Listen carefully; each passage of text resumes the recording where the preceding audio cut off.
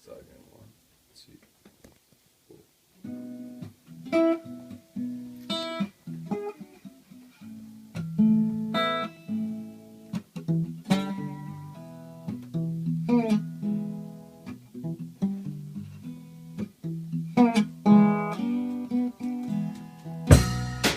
We gotta throw down a road 'cause he owns everything that he's owned.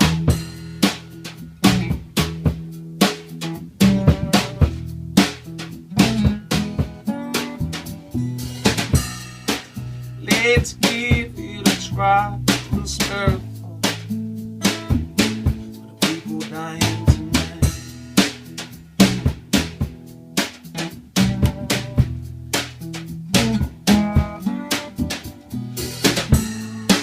They say we're broke, but they still go marching in, yeah.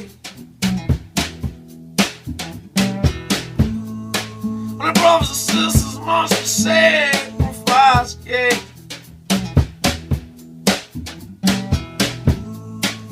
Calling a war for peace, but they still go marching in.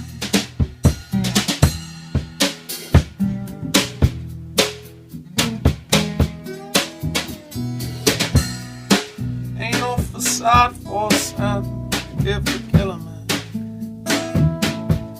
It's the only way to win.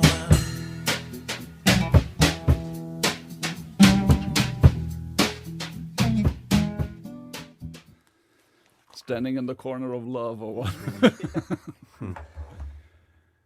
I wrote that one of your local papers, or national papers, let's say it that way, said that Wille the Bandits is one of the most vibrant country bands in the UK. Really? Yes. I didn't even know we were a country band. Yeah. Yeah, I was wondering. Yeah. How would you describe yourself? Definitely wouldn't say country. I'd say probably with the slide guitar, maybe some people think it could be taken as country music, but I'd say we're sort of a mix of many different styles. We try and be quite eclectic in what we do. So with blues, rock, a bit of Latin influence, and Americana, maybe, which I suppose, as you've heard from some of the tracks we just done in the live session, there's definitely a sort of American sort of feel to them, like deep South feel to them. But that's only a sort of a little bit of our sound, if you know what I mean, only a small fragment of what we do. We can go to heavy rock and even reggae at some points as well. So Psychedelia, yeah. Well, with the music we just heard now, live here in the studio, Yeah. you couldn't say it's a rock band. I think we should listen to Gypsy Woman or something like that from the record, which Yeah. sounds more like rock. Yeah. But this is just one part of you. So the other is Americana. Which of one is the stronger part? I think basically that they're all sort of as strong as each other. I think the way we sort of built as a band very organically.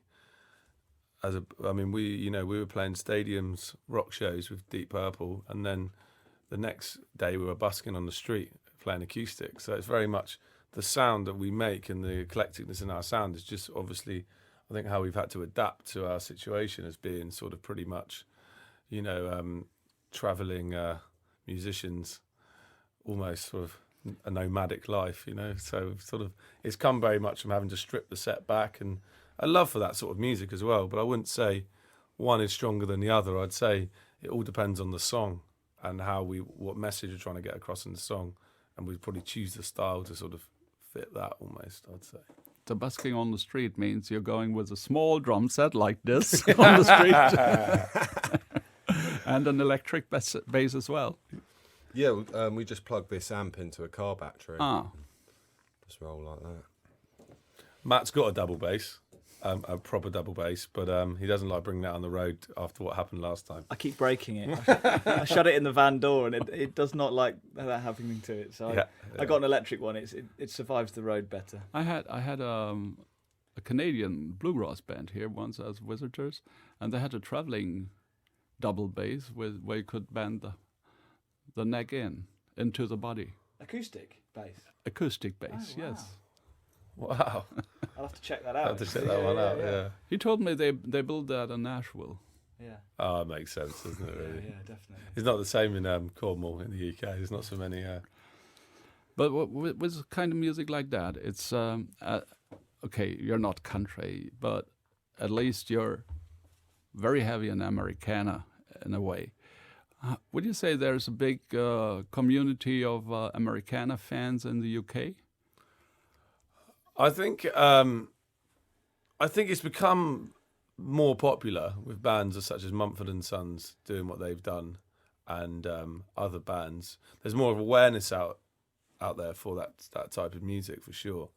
I think music's almost, in a way, going back to its roots a little bit more now. I think it's gone so far as it can electronically that a lot of people are getting kicks off more sort of grassroots music. And I think Americana, in a way, it's a very true form of music. You can't really hide behind anything with Americana. It's three guys with their instruments, three voices, and acoustic setup, really. I think there's a lot. I mean, we love to rock out as well, but, you know, we love rocking out. And we've got some pretty heavy stuff, but, you know, there's a lot of sort of stuff you can hide behind almost on a rock setup, whereas on a sort of very stripped down setup, you're very exposed and it's very true. And, you know, So why didn't you take up good old British traditional music and start? It's dull. Morris dancing. I'm thinking now on these most famous bands of the 70s, like Stil, halt, and I think British tradition could use some fresh blood as well, and going into rock again. And with bands like you who stick to Americana, so you're going across the country. Why don't you stick at home? Let's put it that way. Well, I think we do quite a lot with sort of influences like Led Zeppelin, Pink Floyd. We kind of, they're massive influences on our music, and I think we're sort of trying to channel down that path, but with the kind of acoustic edge as well. Do you find it very hard to find new fans for that?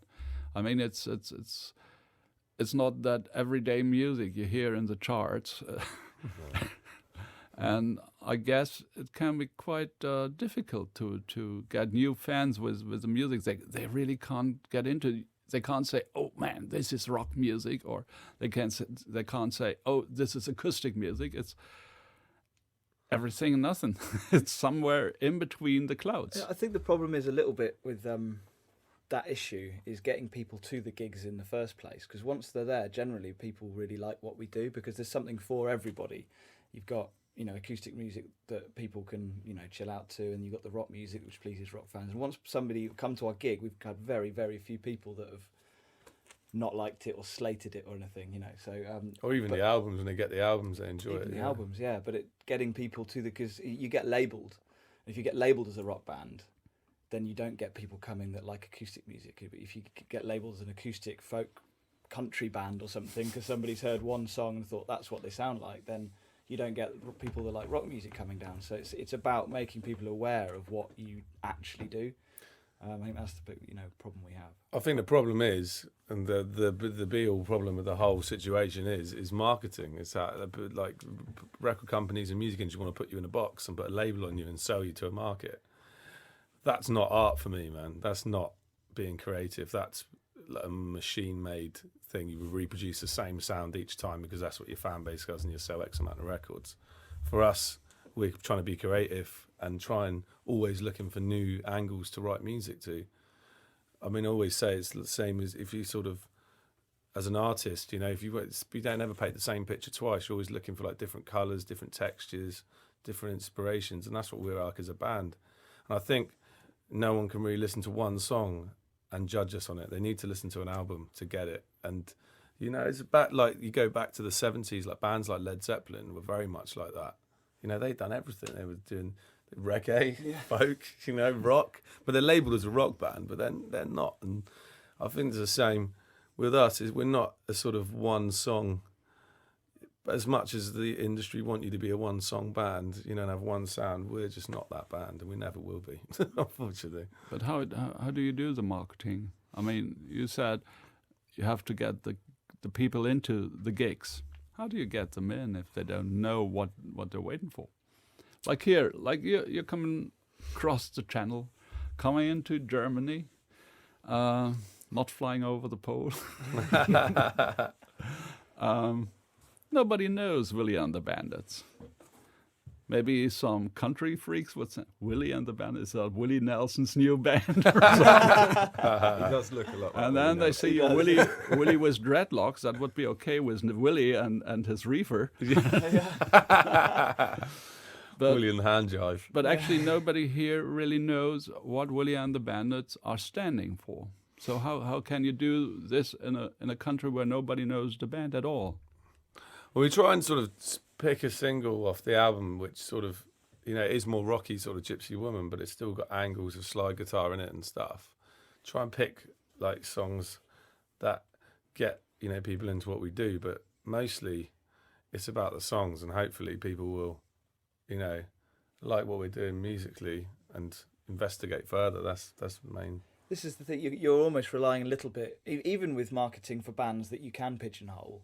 You're relying on people to actually do a bit of research and go and actually want to find out a bit more about you. And then, you know, we've obviously got a website, we've got a bit of videos on YouTube, and people can have a browse and see the differences. And hopefully, I mean, there's talking to a couple of guys at the gig last night in Dresden, and they were like, saw an advert in the paper, thought they look interesting, and he went onto YouTube and found the tunes and thought, oh, my friend would like this, told his friend about it, and then his friend brought a couple of his mates down. So it's 5 or 6 people just from, you know, a paper clipping and somebody going, oh, I like the sound of that, and looking a bit further and thinking, I really like that. So it's you're relying on people's enthusiasm as well, but yeah, it's still not easy.